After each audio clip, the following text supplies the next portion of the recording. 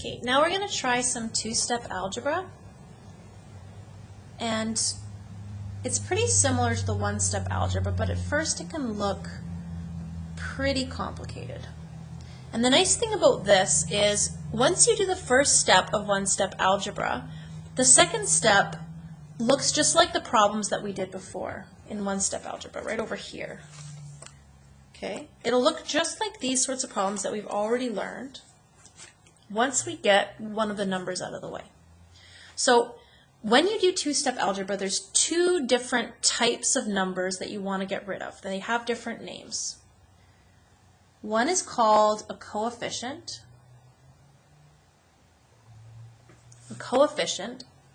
and one is called a constant.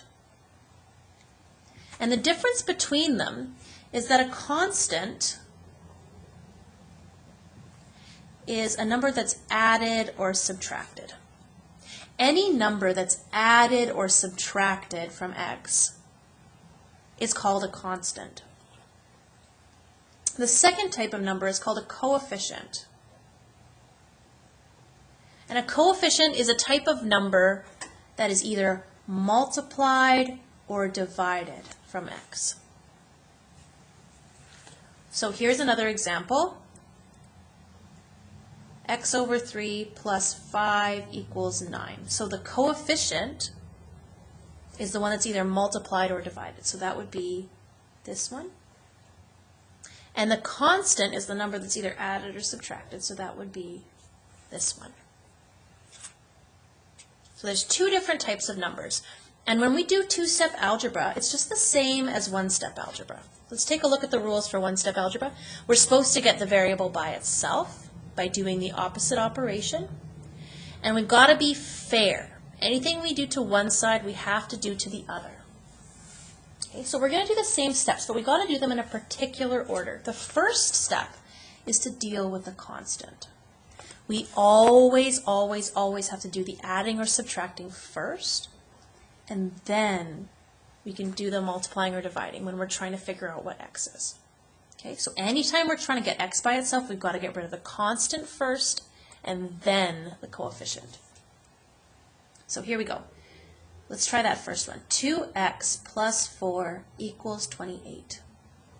And our steps from one-step algebra says to get the variable alone, we've got to do the opposite operation. Which one are we dealing with first? The 2 times x or the x plus 4? It's going to be that plus or minus one, the constant. This 4 is a constant, and we're going to do it first. It's number 1. So the opposite operation is going to be minus 4. Opposite of plus 4 is minus 4. Opposite of plus is minus. So we're going to do minus 4 on this side, and then whatever we do to one side, we have to do to the other. So I need to subtract 4 away from this 28 as well. I did it to this side, I've got to do it to the other side of the equation. And when I say the two sides, I'm talking about the two sides of the equal sign. Okay, so here's one, this is all one side and this is all the other side. I'm going to subtract 4 from here and subtract 4 from here, the exact same number. Okay, now when I do opposites, my two numbers will cancel out. That's the point of doing those opposites. We're going to cancel the number out and just keep this x over here. Okay. Now this time the x has a 2 attached to it, but we're just going to cancel out the opposites and leave the rest of it alone. Okay. Then I'm going to copy it on my equal sign, and I'm going to see how I can turn this into an equation like the one-step algebra. So on this side, all I have left is the 2x. I'm going to put it where it goes on that side of the equation. Got this 2x left. Need to bring it down and put it here. Okay. Next thing I need to do is I need to figure out what's left on this side. 28 minus 4. So 8 minus 4 is 4. 28 minus 4 is going to be 24. Okay. Now I have 2x equals 24. Now some of you might be able to decide what the answer is already. But we can keep doing our steps just like we did before. 2x equals 24. Let's see. So we are doing multiply by 2. The opposite of multiply by 2 is divide by 2. So I'm going to divide by 2 on this side And in order to be fair, I have to divide by 2 on that side. Then I'm going to cancel these out because they're opposites. Times 2 divided by 2, they can go away. And x will equal whatever is left on this side. So just like I took this before, and I made it 24 there, I'm going to take this, and I'm going to find my answer. 24 divided by 2 is 12. X equals 12. Okay? And we can, just like before, we can check our math. We can make sure that we've got it right. Okay? So let's try it. Our 12 needs to go where our x is. So let's try it. 2 times 12 equals 24.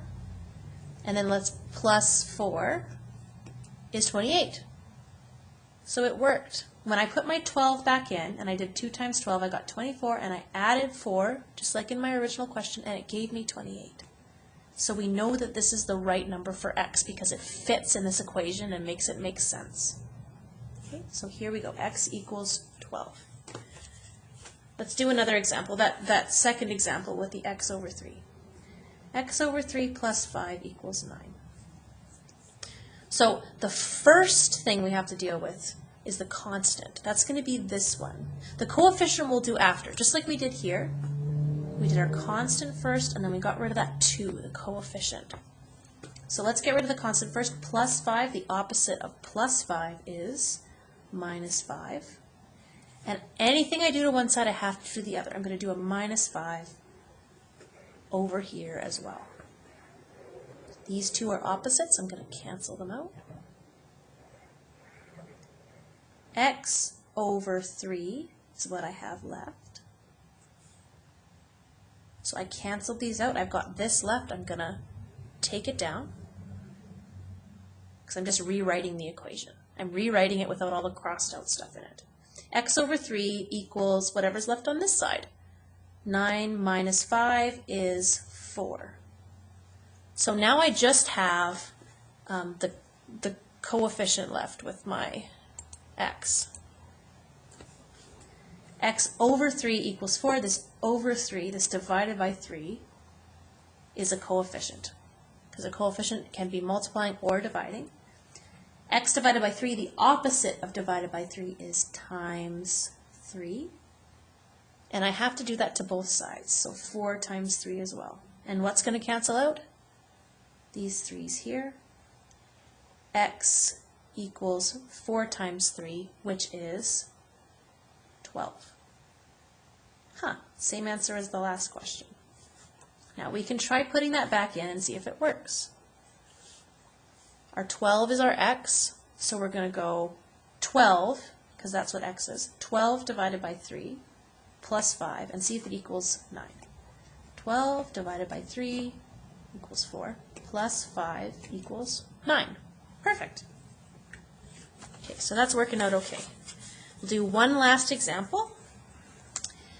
6x minus 4 equals 56. My first one I'm going to do is that constant, that minus 4. I've got to do the opposite of it to get rid of it. So I'm going to do plus 4, because plus and minus are opposites. Minus 4 plus 4, 56 plus 4. I'm doing the same to both sides to make it fair. Okay, it says cancel the number out and just keep the x. So I'm going to cancel out my 4's. I'm not going to cancel out this 6 because I haven't done anything to get rid of it. I haven't done its opposite yet, so I'm going to leave the 6x alone. 56 plus 4 is 60. I'm taking that down.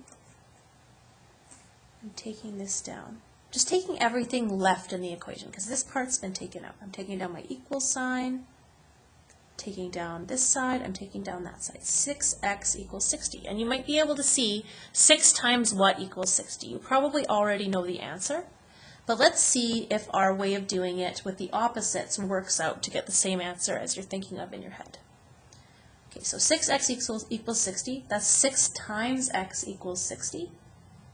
What do I need to do the opposite of 6 times x? It's going to be divided by 6. And on this side, I have to do the same divided by 6. Now what parts cancel out? It's not these across. It's not these. It's not all of this including the x. It's just going to be those opposites. The times 6 and the divided by 6 are going to go away. And we have x equals 60 divided by 6. So x is going to equal 60 divided by 6 is 10. X equals 10. Now, again, if I'm ever unsure about my algebra, I can always put my answer back in and see if it works. So this x is going to go in next to the 6. This x equals 10. So this x is going to equal 10 too. It's going to be 6 times 10 minus 4, and we're going to hope that that equals 56. So 6 times 10 equals 60, minus 4 equals 56. So when I put it back in, it gives me this answer, and that's how I know that it's correct. Okay, you guys can give that a try in the practice problems that I've put up for you online.